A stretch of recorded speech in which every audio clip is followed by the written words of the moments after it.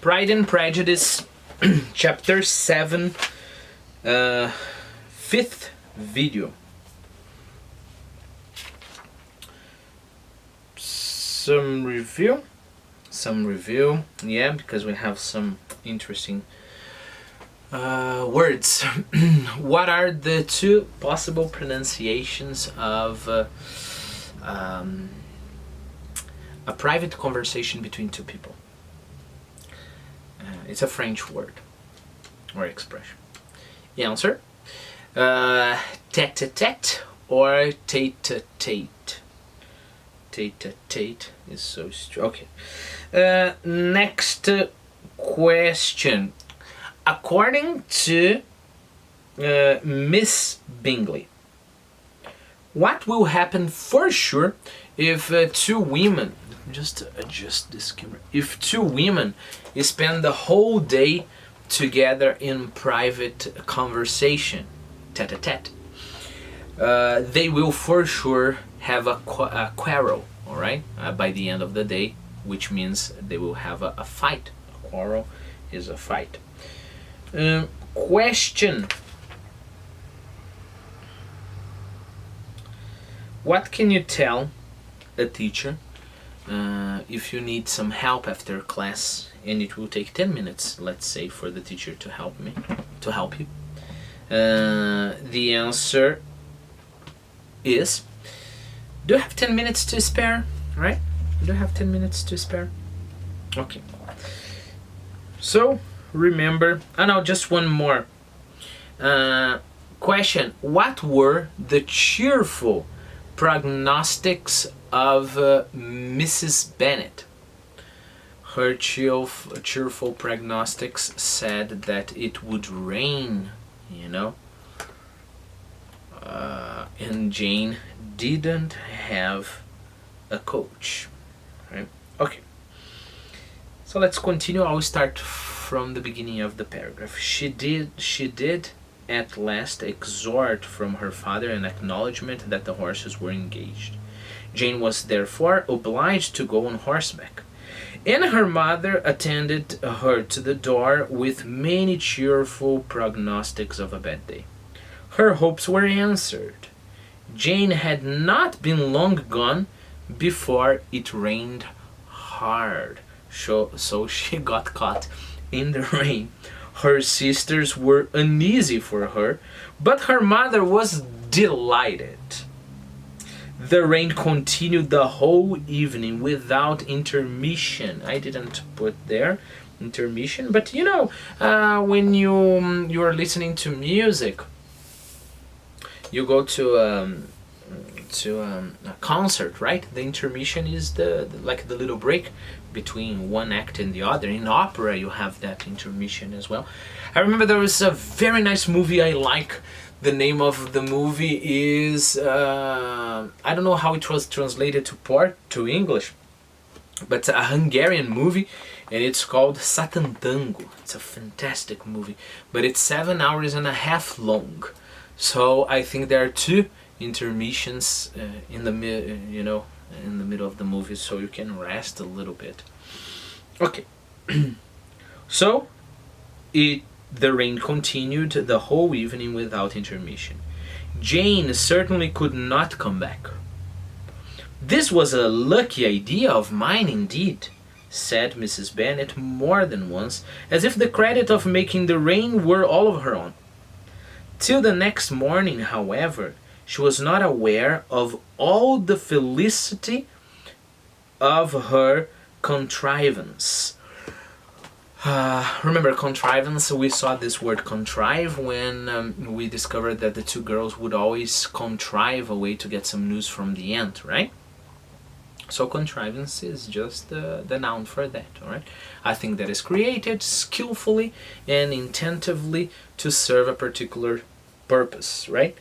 So until the morning, she didn't know how happy, how successful was her contrivance. Why? Breakfast was scarcely over when a servant from the Netherfield brought the following note from Elizabeth. No, sorry, for Elizabeth, from Jane, right? "My dearest Lizzy, I find myself very unwell this morning, which, I suppose, is to be imputed to my getting wet through yesterday. Imputed is because we can say that it's because I got wet here yesterday. My kind friends will not hear of my returning till I am better. Keep in mind, will not hear of my return. What does that mean? It means that they don't know of her return. Try to answer. No, they don't even want to hear about Jane returning, right? So they are refusing her returning very emphatically. So my kind friends will not hear of my returning till I am better. They insist also on my seeing Mr. Jones. Therefore, do not be alarmed if you should hear of his having been to me. And excepting a sore throat and headache, there is not much the matter with me. Yours, etc. Well, my dear, said Mr. Bennet, when Elizabeth had... Well, my dear, said Mr. Bennet, when Elizabeth had read the note aloud, if your daughter should have a dangerous fit of illness, if she should die, it would be a comfort to know that it was all in pursuit of Mr. Bingley, and under your orders. Again, he's ironic all the time. Oh, I'm not afraid of her dying. People do not die of little trifling colds. She will be taken good care of. As long as she stays there, it is all very well. I would go and see her if I could have the carriage. Elizabeth, feeling really anxious, was determined to go to her. Though the carriage was not to be had, they couldn't have the carriage. And she was no horsewoman. Walking was her only alternative. She declared her resolution. How can you be so silly, cried her mother, as to think of such a thing in all this dirt? You will not be fit to be seen when you get there. You won't be appropriated to be seen when you get there. I shall be very fit to see Jane, which is all I want. Is this a hint to me, Lizzy? Said her father, to send for the horses? No, indeed, I do not wish to avoid the walk. The distance is nothing when one has a motive. Only 3 miles. I shall be back by dinner. 3 miles, remember? Well, it's not a big distance, right? But it's almost 5 kilometers, right? So it's something. I admire the activity of your benevolence, observed Mary. But every impulse of feeling should be guided by reason. And in my opinion, exertion, so how much you use energy, right? Exertion. So exertion should always be in proportion to what is required. So you have to make it proportionate. If you're going to have a lot of effort, it's because it's required something very important. So it's should always be in proportion. A little bit like I don't know, you would work all the whole day to get a glass of water, right? So no, the amount of effort you're going to get should be proportional, right? So she has a nice point, but as usual, the other people don't even care what she's talking about. Remember, she is all theory, right? Remember that, Be careful. I've already told you that even though what she says is very smart, we should be careful. Thinking that she's a wise person. No, she reads a lot of books. It's not the same thing. We will go as far as Meryton with you, said Catherine and Lydia. Elizabeth accepted their company, and the 3 young ladies set off together. If we make haste, said Lydia, as they walked along, perhaps we may see something of Captain Carter before he goes. In Meryton they parted. The 2 youngest repaired to the lodgings of one of the officers' wives, and Elizabeth continued her walk alone, crossing field after field at a quick pace. before we continue with Elizabeth, let me repair. Repair is quite strange here, right? Because repair doesn't have the usual meaning for repair. Repair here is to go. Another formal way to say that I put in our Quizlet there, to betake oneself. If you betake one word, if you betake yourself, you go, right? So, and repair. Betake and repair, very formal ways of saying it. For example, they repaired to the dining room. Quite strange, isn't it? They repaired to the dining room. After class, I shall repair to my house.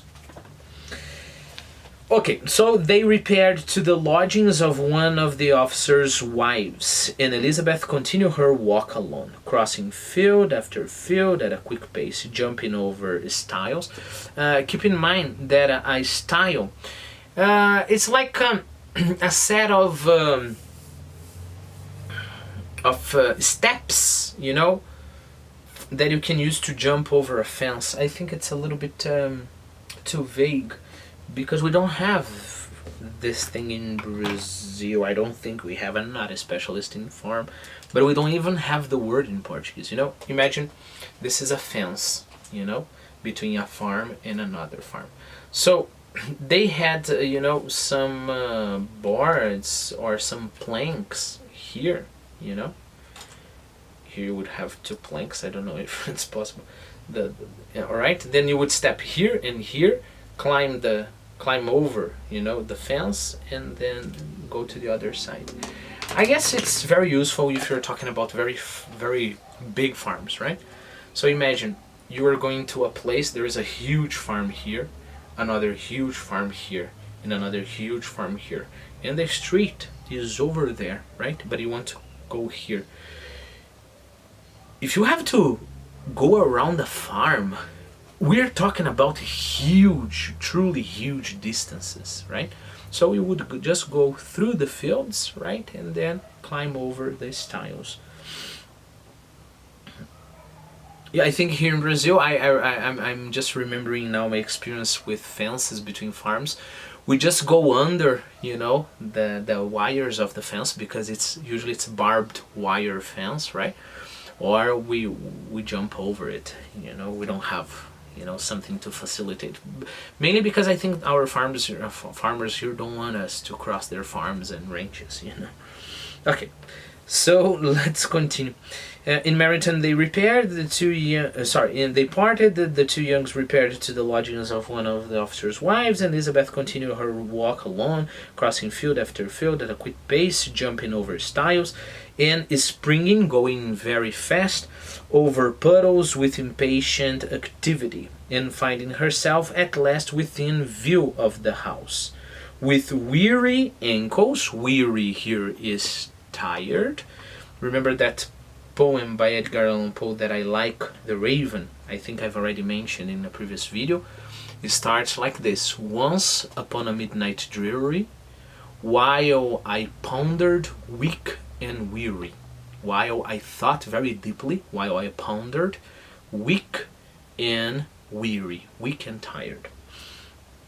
Okay, so she got there with weary ankles and dirty stockings, and a face glowing with the warmth of exercise. Stocking, right? It's like the big socks, let's say, women wear, that sometimes go all the way to the waist, you know? So that's the stockings. So basically, she got there all dirty and tired, of course, after almost 5 kilometers walking, right?